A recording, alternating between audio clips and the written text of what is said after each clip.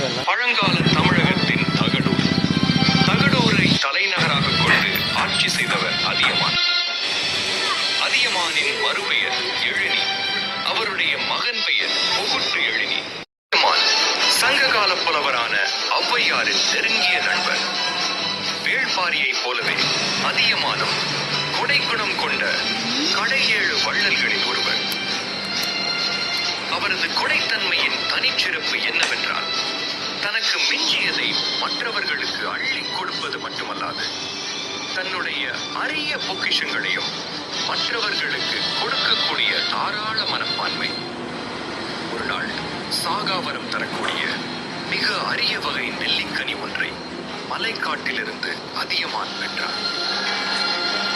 அதை தான் உண்ணுவதை விட ஔவையார் உண்டு நெடுங்காலம் வாழ்ந்தால் அவருடன் சேர்ந்து தமிழும் வாழும் என அந்த அரிய நெல்லிக்கனியை ஔவையாருக்கு பரிசளித்தார் அதியமான்.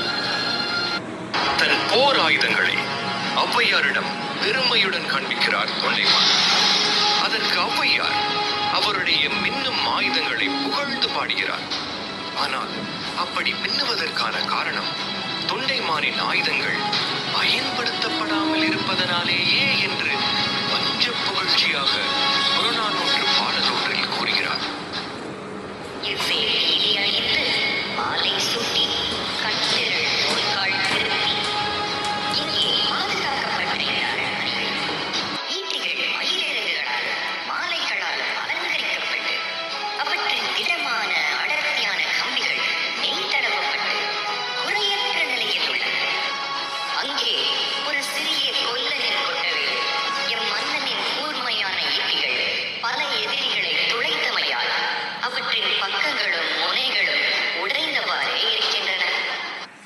விரிவுபடுத்தும் ஆசையில் சேர மன்னனான பெருஞ்சேரல் இரும்பொறையின் கண்கள் அதியமானின் தகடூரை நோக்கி பாய்கிறது. அதுவே தகடூர் போருக்கு காரணமாகவும் அமைகிறது. தகடூர் யாத்திரை என்கிற நூல் தகடூர் போர் வெகு நாட்களுக்கு நீண்டதாக கூறுகிறது. சேர மன்னனின் படையளவில் சிறியதே அதியமானிடம் இருந்தாலும் வீரத்தோடு போராடிய அதியமான் சேர மன்னனால் இறுதியில் தோற்கடித்து கொல்லப்பட்டார். தன்னுடைய நெருங்கிய நண்பரின் இழப்பால் பெருந்துயருற்ற ஔவையார் பின்னாளில் புறநானூற்றில் பல இரங்கல் பாடல்களை பாடினார்.